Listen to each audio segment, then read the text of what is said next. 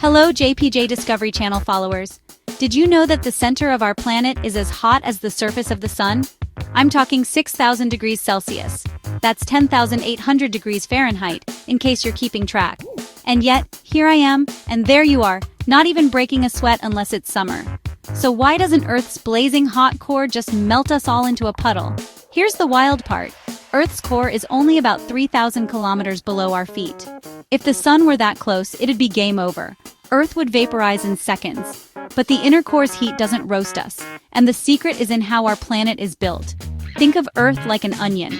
There's the super hot core at the center, wrapped up tightly in layer after layer of solid rock. The core itself? It's mostly iron. Under so much pressure, it would crush anything from the surface instantly.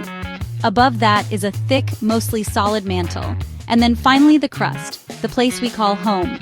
These layers act like a massive thermal blanket, trapping that heat deep inside. But here's another twist. The difference between heat and temperature. They sound similar, but they're not. Temperature is how hot something is. Heat is how much energy it can transfer. Imagine touching a sparkler. Its sparks can reach 1,500 degrees Celsius, but they barely sting. Now think about stepping into a bath of boiling water at only 100 degrees Celsius. Ouch!